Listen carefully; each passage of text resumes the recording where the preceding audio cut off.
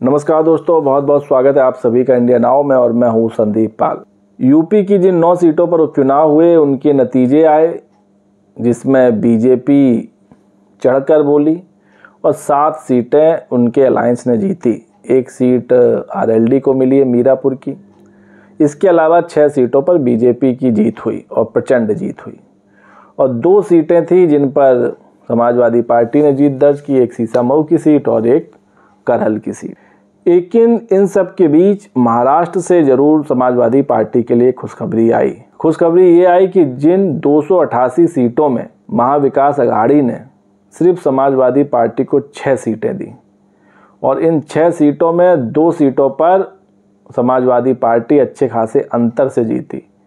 नज़दीकी मुकाबले में नहीं जीती बल्कि प्रचंड जीत जीती। और जो बाकी की 4 सीटें थीं वहाँ भी पार्टी तीसरे नंबर पे, चौथे नंबर पे रही और ठीक ठाक वोट मिले। लेकिन जिस महाविकास अघाड़ी ने समाजवादी पार्टी को नज़रअंदाज किया था, सीट बंटवारे की बैठक में बुलाना तक उचित नहीं समझा था, उस समाजवादी पार्टी ने महाराष्ट्र में 2 विधायक अपने जीत लिए। और वहीं जो पूरा महाविकास अघाड़ी है, जो करीब 250 से ज़्यादा सीटों पर लड़ा, वो 50 के अंदर बुक हो गया। तो अब आप समझिए, समाजवादी पार्टी को जिस तरह अनदेखी हरियाणा चुनाव में की गई थी, उसी तरह महाराष्ट्र में की गई। लेकिन इसके बावजूद अखिलेश यादव ने गठबंधन का धर्म निभाया और 1 सीट तो उन्होंने, उद्धव ठाकरे का जब फ़ोन आया था, उन्होंने आग्रह किया था कि उनके प्रत्याशी लड़ना चाहते, तो वो सीट भी अखिलेश यादव ने छोड़ दी थी। तो जो 2 सीटें हैं समाजवादी पार्टी जो जीती है महाराष्ट्र में, एक सीट है भिवंडी ईस्ट और एक है मानखुर्द शिवाजी नगर की सीट। भिवंडी ईस्ट से समाजवादी पार्टी के रईस कसम शेख जीते हैं, जिन्हों को मिले 1,04,463 वोट। और जो एकनाथ शिंदे की पार्टी है, उसके जो प्रत्याशी हैं संतोष, उनको मिले महज 53,367 वोट। तो भारी मतों से रईस ने जीत हासिल की। वहीं जो दूसरी सीट है मानखुर्द शिवाजी नगर, यहाँ से जो अबू आजमी हैं, महाराष्ट्र समाजवादी पार्टी के प्रदेश अध्यक्ष भी हैं, उनको मिले करीब 54,000 से ज़्यादा वोट। और जो ओवैसी की पार्टी के प्रत्याशी हैं अतीक अहमद खान, उनको मिले 42,000 वोट और यहाँ 12,000 से ज़्यादा वोटों से अबू आजमी ने ये सीट निकाल ली। और जो एनसीपी के नवाब मलिक हैं, उनको महज 15,000 वोट मिले।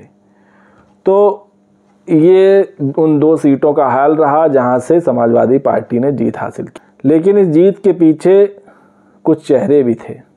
आपको याद होगा, जब महाराष्ट्र में चुनाव थे तो उससे पहले समाजवादी पार्टी अपने सांसदों के साथ पहुंची थी, कई रैलियां की थीं, जिसमें इकरा हसन भी आई थीं जो कैराना से सांसद हैं, और उन्होंने चुनाव प्रचार भी किया। दोनों सीटों पर उन्होंने चुनाव प्रचार किया। इसके अलावा उन्होंने जो कानपुर की सीसामऊ सीट है, जहां से समाजवादी पार्टी जीती है, नसीम सोलंकी जहां से जीती हैं, वहां भी इकरा हसन ने चुनाव प्रचार किया था। तो कहीं ना कहीं अब इकरा हसन का कद भी समाजवादी पार्टी में बढ़ रहा है और उनका भाषण सुनने के लिए लोग भी जुट रहे हैं और अब वो पार्टी का बड़ा मुस्लिम फेस बनने की राह पर निकल चुकी हैं। वहीं जो महाराष्ट्र में जीत मिली, उस पर डिम्पल यादव ने भी अपनी प्रतिक्रिया दी। उन्होंने कहा कि महाराष्ट्र के नतीजे जो हम सोच रहे थे उसके बिल्कुल विपरीत आए। कहीं ना कहीं इस बात पर विचार करने की ज़रूरत है कि इस तरह के नतीजे आए क्यों, और मैं उम्मीद करती हूँ कि महाराष्ट्र में जो पार्टियां गठबंधन में हैं वो इस पर विचार करेंगी। यूपी उपचुनाव पे उन्होंने कहा कि जिन परिस्थितियों में उपचुनाव हुए, उसके बावजूद पार्टी कार्यकर्ताओं और उन मतदाताओं को धन्यवाद देना चाहूँगी जिन्होंने मतदान किया। तो उन्होंने अप्रिशिएट किया जो 2 विधायक जीते हैं।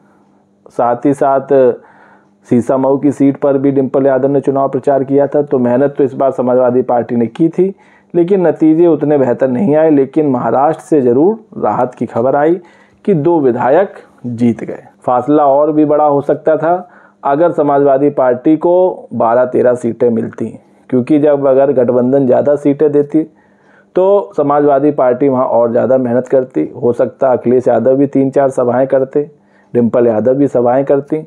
लेकिन जब सीटें ही 6 दी गई और 6 सीटों पर चुनाव लड़ा, तो थोड़ा सा मोराल डाउन पड़ गया समाजवादी पार्टी का।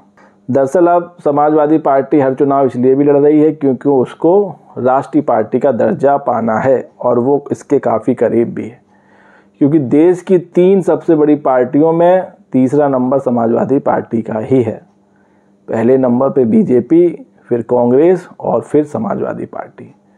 और कांग्रेस को दूसरे नंबर तक लाने में भी समाजवादी पार्टी का योगदान है, क्योंकि जो कांग्रेस यूपी में 1-2 सीट के लिए तरसती थी, वो इस बार लोकसभा चुनाव में 6 सीटें जीत गई।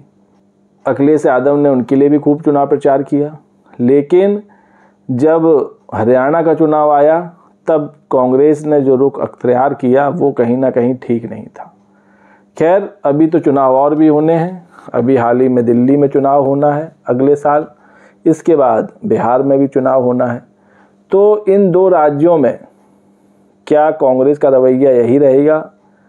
क्योंकि अरविंद केजरीवाल तो साफ कर चुके हैं कि वो दिल्ली में चुनाव अपने दम पर लड़ेंगे, कांग्रेस से कोई गठबंधन नहीं। क्योंकि जब हरियाणा में चुनाव हुआ था तो कांग्रेस ने केजरीवाल को भी एक भी सीट नहीं दी थी, जिसके चलते केजरीवाल सभी 88 सीटों पर चुनाव लड़ गए और उनका वोट परसेंट भी करीब 1% से ज़्यादा, करीब 2% के करीब था।